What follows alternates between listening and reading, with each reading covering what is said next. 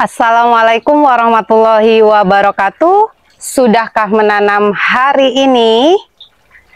Teman-teman, hari ini menyambung video yang kemarin saya buat tips tanam kalatea menggunakan sistem semi hidroponik atau yang menggunakan tatakan ya teman-teman. Nah, seperti yang teman-teman lihat di sini, ini kalatea saya sudah ada beberapa dan sudah ada sebagian. Intinya saya gunakan sistem tatakan seperti ini atau menggunakan semi hidroponik ya. Jadi ini untuk teman-teman yang mau belajar cara budidaya kalatea semi hidroponik dan cara merawatnya, usahakan teman-teman tonton dulu video saya sebelumnya. Nah, di video sebelumnya itu bagaimana caranya merawat kalatea yang cara tanamnya. Nah, hari ini kalau teman-teman udah nonton yang cara tanam sistem tatakannya, hari ini saya lanjut ke cara perawatannya. Nah, ini berhubung karena ini sudah di kisaran 2 minggu lebih ya, kisaran di 2 minggu lebih ini air tatakannya atau air nutrisinya sudah habis, jadi sekaligus saya berbagi tips merawatnya ya.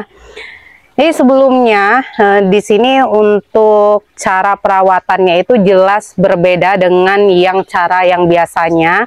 Kelebihannya itu teman-teman nggak harus sering-sering nyiram ya.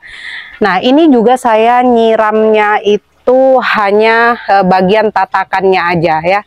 Jadi seperti yang saya info tadi, kalau teman-teman mau belajar cara ngerawatnya, teman-teman usahakan tonton dulu video yang cara tanamnya ya. Jadi nanti nyambung, sinkron ya. Kalau teman-teman nanti belum lihat atau belum nonton video yang cara tanamnya atau cara perbanyaknya dengan cara sistem yang seperti ini, itu teman-teman nanti lihat cara pelihara atau cara perawatannya itu bakal tanya lagi medianya apa, terus caranya bagaimana ya teman-teman.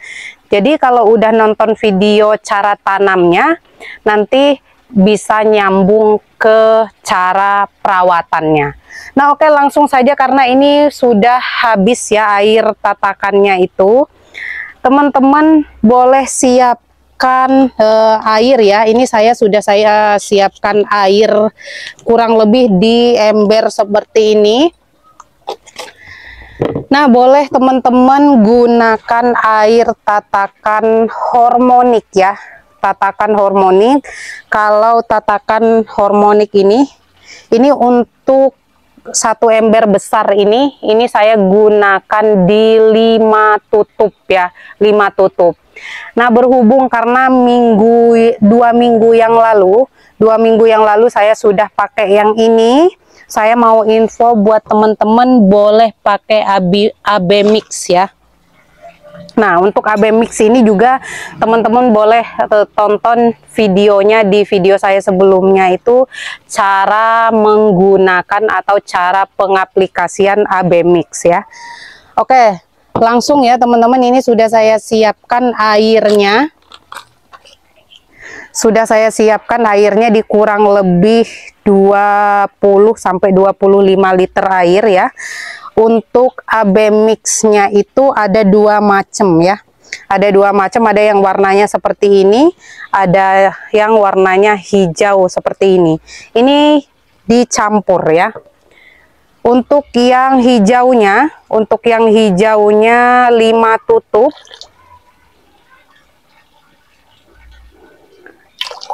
Dua, 3,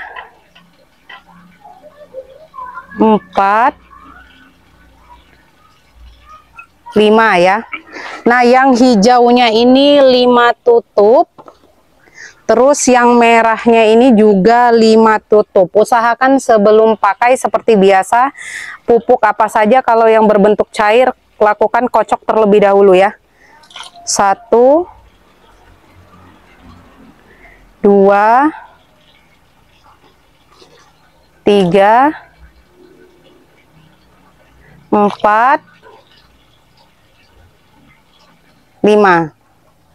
Jadi masing-masing AB mixnya yang A-nya 5 tutup, yang B-nya 5 tutup.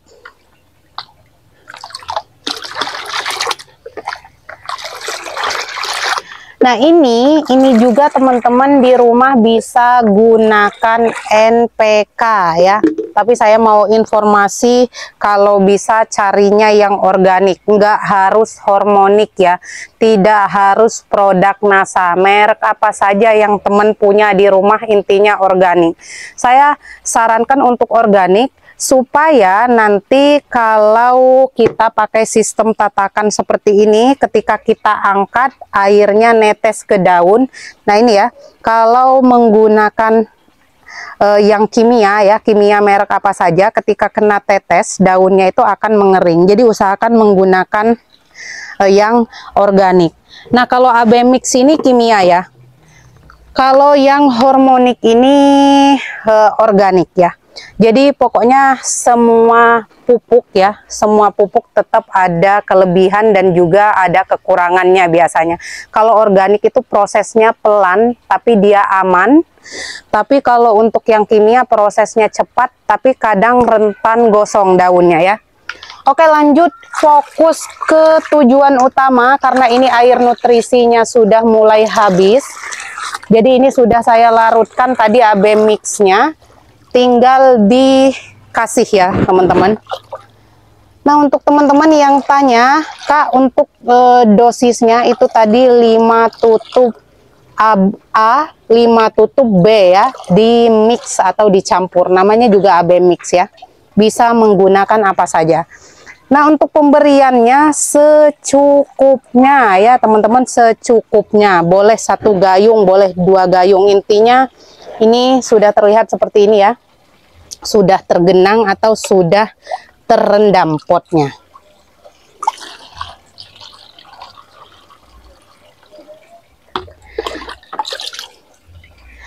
Yang perlu teman-teman perhatikan adalah kalau menggunakan sistem tatakan seperti ini atau menggunakan semi hidroponik seperti ini, teman-teman tidak boleh lakukan siram pada daun dan batang ya teman-teman.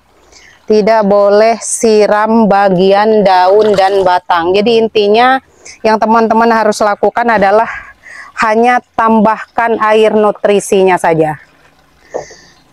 Nah ini untuk air nutrisinya boleh ditambahkan nutrisi, boleh dengan air biasa ya.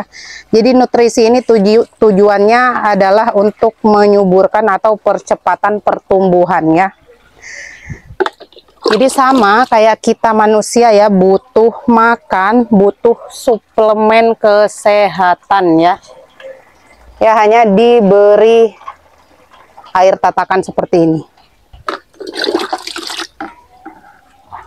Kalau teman-teman di rumah nggak banyak tanamannya, boleh 1 tutup itu, 1 tutup di kisaran 5 liter ya.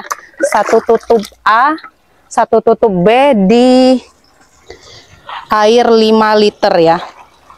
Tapi berhubung karena saya ini banyak, jadi butuh banyak. Jadi sekali lagi ya teman-teman, sekali lagi untuk teman-teman yang lakukan sistem seperti ini, jangan lakukan siram ya. Jadi kalau air tatakannya itu sudah habis atau air tatakannya ini udah mengering, susut, itu teman-teman bisa tambahkan ya. Untuk nutrisinya apa saja boleh ya, untuk nutrisinya. Nah kalau mau siram atau mau spray ya teman-teman, oke nanti saya ambilkan ya biar bisa nyontohin. Nah ini ya, nih. Kalau teman-teman mau spray ya, mau spray itu boleh, tapi usahakan pakai nutrisi ya. Nutrisi AB mix seperti ini. Ya, AB mix bisa. Nah, seperti info-info saya sebelumnya itu pakai hormonik juga bisa ya. Jadi untuk hormonik ini bisa untuk tatakan atau untuk nutrisi tatakannya, bisa disiramkan, bisa ditaruh di tatakan, bisa juga untuk spray. Nah, kalau menggunakan Abemix juga sama kayak Hormonic, di spray ya. Tidak boleh disiram ya kalau yang menggunakan sistem seperti ini. Tidak boleh siram, boleh hanya dengan spray-spray halus saja menggunakan nutrisi. Seperti ini ya teman-teman.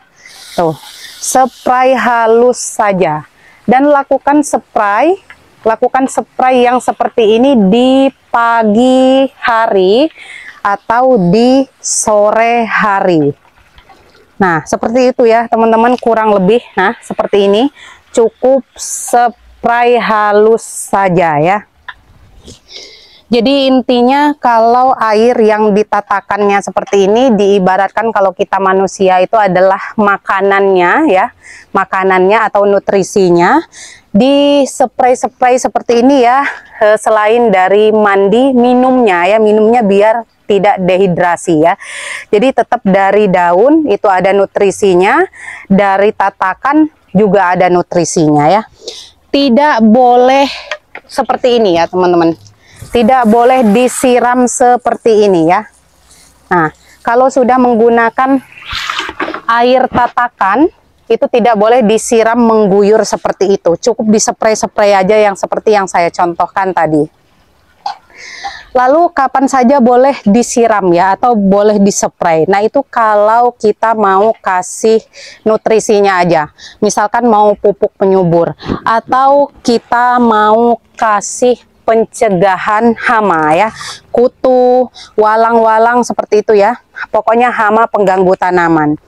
Kalau di awal-awal atau untuk pencegahan, teman-teman boleh menggunakan yang organik, tapi kalau udah nggak mempan boleh gunakan yang kimia. Kalau untuk pencegahan, nanti teman-teman nih, kayak yang saya contohkan tadi, kasih air tatakan yang seperti ini. Kasih air yang tatakan seperti ini untuk nutrisi sehari-harinya, dan usahakan jangan sampai kering. Kalau sudah kering ditambah. Tapi kalau untuk yang spray atau penyiramannya itu teman-teman boleh lakukan selang-seling. Jadi minggu ini misalkan kayak saya tadi kasih nutrisi Abemix atau Hormonic atau apapun itu jenis penyubur daun ya. Terus minggu berikutnya boleh lakukan penyemprotan obat hama ya. Jadi untuk pencegahan boleh menggunakan organik, kalau sudah nggak mempan boleh menggunakan kimia. Tapi menurut pengalaman saya, kalau yang sudah terserang biasanya sudah nggak mempan lagi organik ya, harus menggunakan kimia yang ada sistem kontaknya atau dia secara langsung ya. Nah, terus besoknya lagi teman-teman boleh spray menggunakan anti jamur ya, anti jamur. Jadi diselang-seling kayak gitu. Jadi minggu pertama, minggu kedua, minggu ketiga itu diselang-seling. Nah, mungkin ini kayak saya ya, di minggu pertama berikan nutrisi melalui akar yang pakai sistem tatakan seperti ini. Di minggu keduanya bisa penyubur daun melalui spray daun. Yang ketiganya bisa menggunakan obat kutu atau obat hama. Yang keempatnya anti jamur. Jadi tercukupi ya. Jadi kalau kita manusia ini, saya ngibaratinnya karena ini adalah tumbuhan atau termasuknya makhluk hidup juga ya. Jadi saya ngibaratinnya kita sebagai manusia ya. Jadi dia nanti akan tercukupi 4 sehat 5 sempurnanya ya. Jadi nanti lebih tepatnya ke pencegahan ya. Jadi sekali lagi nanti ada beberapa jenis juga saya kalateanya yang memang sudah nggak mempan pakai organik dan udah nggak mempan juga hanya dielap-elap. Nanti kita bikin tips atau bagaimana cara merawat mulai dari pencegahan sampai yang pengobatan ya teman-teman. Oke, selain dari penyiraman dan tips pemupukannya ya teman-teman, selain dari itu tips perawatan dari Calathea itu adalah pemangkasan daun-daun yang sudah tidak aktif atau tidak produktif ya. Contohnya yang seperti ini, teman-teman kalau mengalami yang seperti ini daun tua ya teman-teman, daun tua, segera potong ya. Nah, ini adalah salah satu tips atau salah satu perawatan Calathea ya. Nah, untuk tips perawatan Calathea yang seperti ini, yang pembuangan atau pemangkasan daun-daun yang sudah tua atau yang sudah tidak produktif, itu berlaku untuk sistem yang lain ya, meskipun tidak jenis tatakan. Jadi nanti hasilnya akan bagus seperti ini kalau daun-daun tuanya sudah dipotong ya.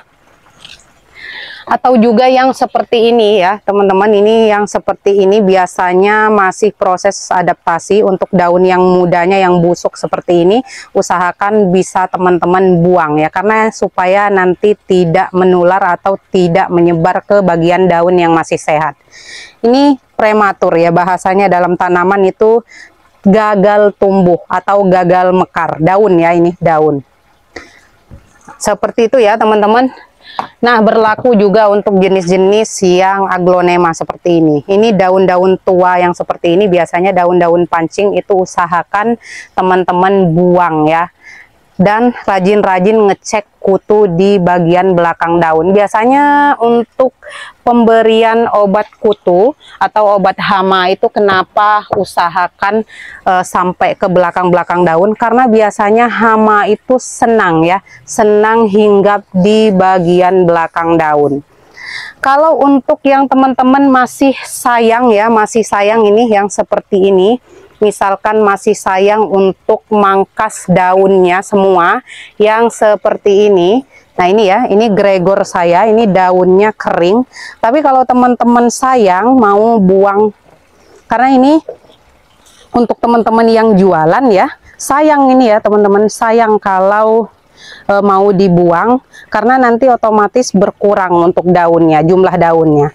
Teman-teman bisa pangkas bagian yang gosongnya aja, contoh seperti ini nih. Jadi teman-teman sisakan bagian yang sehatnya saja seperti ini ya. Nah oke ya, jadi nggak hanya pemupukan, obat hama dan kutu, tapi penting juga untuk bagian daun-daun yang sudah tidak layak atau sudah tua. Nah seperti ini juga ya. Nah ini ya, tadinya gosong bagian separoh aja, jadi dibuangnya bagian yang gosong-gosongnya aja ya, seperti itu. Jadi selain dari penyemprotan obat hama, penyemprotan nutrisi, untuk pemangkasan daun-daun tua dan daun-daun yang gosong itu juga usahakan harus rutin ya, supaya nanti tidak menyebar atau tidak menular ke bagian-bagian yang lain. Nah ini ya, bisa teman-teman lihat hampir ya sudah 85% sampai ke ujung-ujung sana ya, sampai ke ujung-ujung sana. Itu saya menggunakan sistem yang tatakan air seperti ini. Dan sama ya, sekali lagi saya ulang supaya teman-teman tambah paham dan nanti tidak lagi banyak pertanyaan-pertanyaan yang sifatnya adalah pertanyaan mengulang ya. Jadi yang saya lakukan itu seperti itu. Jadi saya udah nggak siram-siram lagi, selain dari hemat air juga hemat tenaga ya teman-teman. Nah untuk kutu dan sebagainya itu saya sarankan untuk teman-teman meskipun tidak terserang atau tidak kena hama kutu, itu usahakan pencegahan di awal ya, jadi supaya nanti tidak terlalu tidak terlalu sulit ya untuk perawatannya. Nah oke teman-teman, untuk pengobatan kutunya ya, untuk pengobatan kutunya nanti di next video. Untuk sementara informasinya segitu dulu. Intinya kalau teman-teman menggunakan cara yang seperti ini, nanti teman-teman akan merasakan bahwa akan jauh lebih banyak lagi waktu teman-teman untuk menghandle hal-hal lain, atau punya banyak waktu untuk menghandle pekerjaan-pekerjaan yang lain. Karena ini saya bukan hampir ya, memang benar-benar yang 3 minggu ya baru kering. Dan ini nggak pernah saya gunakan siram ya, tidak pernah saya siram, paling spray-spray halus saja kalau pas waktunya lagi panas banget ya. Nah info di tempat saya itu bisa 36 sampai 38 derajat Celcius ya, tapi kalau standar normal setiap harinya itu di 31 sampai 32 ya. Nah, segitu dulu ya mungkin ya untuk penjelasan hari ini, semoga bermanfaat untuk teman-teman. Boleh ditonton dulu yang di video sebelumnya. Intinya ini untuk medianya, usahakan apapun medianya tidak menggunakan tanah dan tidak menyebabkan becek ya medianya. Oke, kurang lebih seperti itu ya teman-teman untuk tips atau informasi hari ini. Lebih dan kurangnya semoga bermanfaat dan semoga bisa teman-teman praktekkan di rumah dengan mudah ya, dengan mudah. Insya Allah dengan cara seperti ini itu sangat mudah dan sangat menghemat waktu dan tenaga ya teman-teman. Apabila ada kata-kata saya yang kurang berkenan ataupun dengan salah-salah dalam penyampaian, saya ucapkan mohon maaf yang sebesar-besarnya. Akhir kata, wabillahi taufiq wal hidayah. Wassalamualaikum warahmatullahi wabarakatuh. Salam satu hobi, salam bercocok tanam.